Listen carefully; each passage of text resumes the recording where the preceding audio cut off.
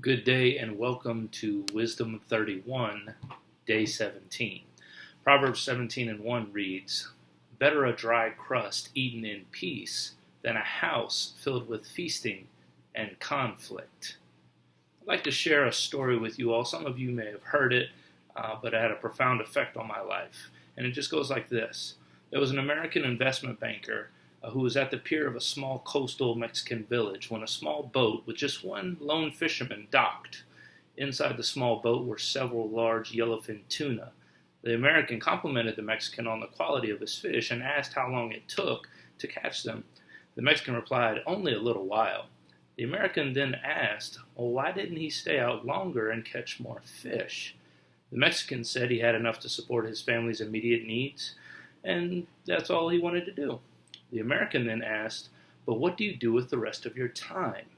The Mexican fisherman replied, "I sleep late, fish a little, play with my children, take siestas with my wife Maria, stroll into the village each evening where I sip wine and play guitar with my amigos.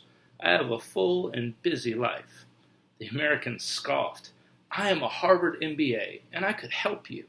You should spend more time fishing and with the proceeds, buy a bigger boat. With the proceeds from the bigger boat, you could buy several boats. Eventually, you would have a fleet of fishing boats.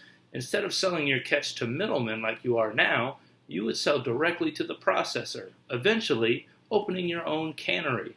You would control the product, processing, and distribution.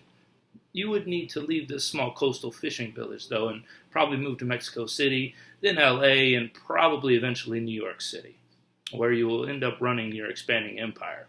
The Mexican fisherman asked, as he kind of stroked his beard, said, "But how long will all of this take?" To which the American replied, 15 to 20 years. "But what then?" asked the Mexican. The American laughed and said, "That's the best part. When the time is right, you would announce an IPO and sell your company stock to the public and become very, very rich. You would make millions." "Millions," said the Mexican fisherman. "Then what?"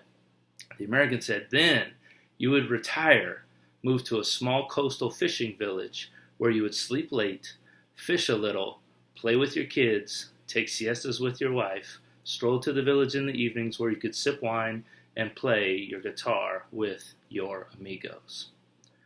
There are many lessons that we can take from this story, but there is one glaring tidbit of wisdom that kind of smacks you in the face if you have any common sense. More isn't always better. I know that there are many of us from across the world who are tuning into Wisdom 31 this time. So there may be some slight cultural differences to contend with. But in the American culture, we have an infatuation and dare I say, an obsession with more. But as our scripture indicates and our story illustrates, more isn't always the wisest choice. The American businessman was incredibly smart. I mean, after all, a Harvard MBA is not something that we all just have. But sometimes smart doesn't always equate to wisdom. Smart says that you can grow your small enterprise into a flourishing venture with offices abroad and the opportunity for wealth beyond your imagination, so that you can then purchase peace after it's all said and done. But wisdom tells us that very often the thing we're after is something that we already possess. So the smart businessman was attempting to send this wise fisherman on a whirlwind journey, 15 to 20 years of labor, he said, just to end up right back where he already was. Perhaps the fisherman would have a nicer boat in retirement, maybe some fancier wine, and certainly a better guitar. But at the cost of what? In our society, we get caught more up on what we don't have versus seeing the hand of God in what we currently have. More comes at a cost. And I really wish the story would have filled us in onto the fisherman's response to the businessman, because I'm just curious. But you just have to wonder. And just to be clear, I'm not against having goals and desiring to personally grow, and certainly not against attaining wealth or having money. But wouldn't it be sad to spend your whole life chasing more and realizing in the end that the feast you've prepared for yourself has cost you your peace? I want to challenge you today to take the time out to ponder what it is you're endeavoring to do with your life.